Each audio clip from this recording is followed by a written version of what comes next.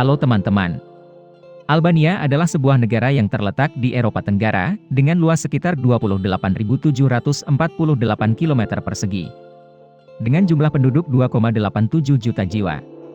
Siapapun yang datang ke Albania untuk pertama kalinya akan terkejut. Karena hampir di mana saja, semua orang akan melihat bunker. Mereka dibangun tersebar di seluruh negeri. Dari yang kecil hanya cukup untuk satu orang, hingga kompleks bawah tanah yang besar. Dirancang untuk melindungi pejabat pemerintah dari serangan nuklir. Diperkirakan 150.000 hingga 750.000 boongke dibangun. Jumlah pastinya tidak diketahui, karena arsip telah hilang. Jadi mengapa mereka membangun begitu banyak bunker? Kita akan belajar melalui sejarah bangsa ini. Selama Perang Dunia Kedua, Albania adalah salah satu negara pertama yang diserang oleh blok poros. Italia mengambil Albania pada tanggal 7 April 1939 dan mengambil alih negara itu. Mereka kemudian mendirikan pemerintahan boneka dan dengan cepat mengambil alih kendali institusi militer dan diplomatik Albania. Di tengah kehancuran negara, Partai Komunis Albania didirikan. Di bawah kepemimpinan Enver Hoxha, mereka menyerukan rakyat untuk bangkit melawan Italia dan kemudian Jerman. Berkat perang gerilya, pada Oktober 1944, mereka mampu mengusir Jerman. Satu-satunya negara Eropa Timur yang melakukannya tanpa dukungan Tentara Merah. Kemudian, Enver Hoxha menjadi pemimpin Republik Rakyat Albania. Dia adalah seorang penguasa yang otoriter dan konservatif. Pada tahun 1961, ia memutuskan aliansi dengan Uni Soviet, karena pemimpin baru mereka, Khrushchev mendukung penolakan terhadap doktrin Stalinis. Setelah itu, sekutu terdekat Albania adalah Cina.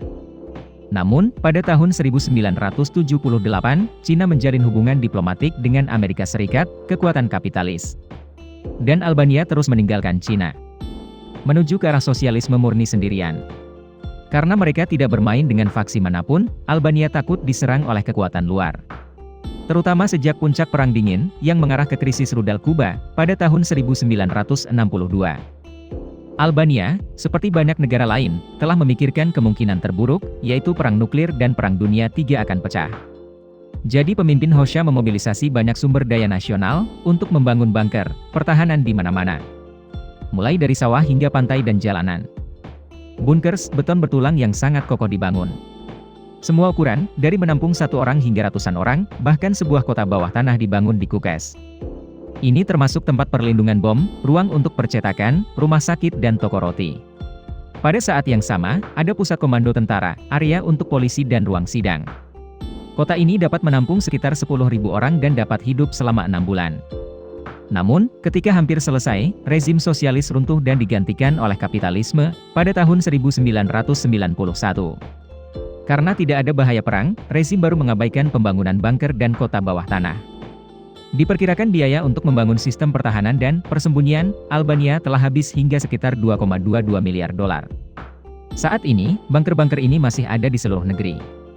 Mereka digunakan sebagai taman bermain anak-anak, tempat penampungan ternak atau diubah menjadi restoran, bar, DLL. Banyak bunker yang ditinggalkan, menjadi simbol ketakutan dan mode kegagalan. Karena Hoxha telah mengisolasi negara itu, Albania jatuh miskin selama bertahun-tahun kepemimpinannya. Saat ini, situasi ekonomi negara ini lebih baik dari sebelumnya. Dengan tingkat pertumbuhan rata-rata 3,7% selama 5 tahun terakhir. PDB rata-rata pada tahun 2020 adalah 5.325 dolar, termasuk yang terendah di Eropa. Tapi tidak terlalu buruk bagi banyak negara miskin. Tidak hanya Albania, Swedia juga merupakan salah satu negara dengan banyak bunker.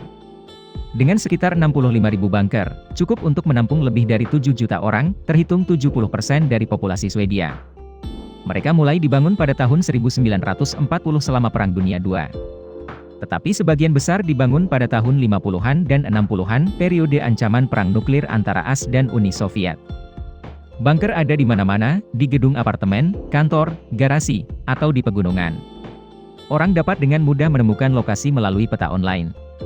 Menurut Badan Pertahanan Sipil Swedia, mereka akan melindungi penduduk dari semua kemungkinan senjata, termasuk gelombang kejut dan pecahan peluru, senjata biologis, api, dan radiasi pengion. Swiss juga merupakan negara bunker dengan jumlah yang cukup untuk menyediakan tempat berlindung bagi 114% populasi.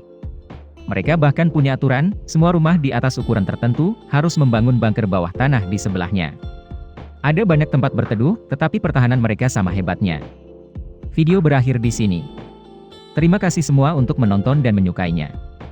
Jika menurut Anda videonya bermanfaat, beri kami suka dan berlangganan saluran untuk mendukung kami. Sampai jumpa dan sampai jumpa lagi.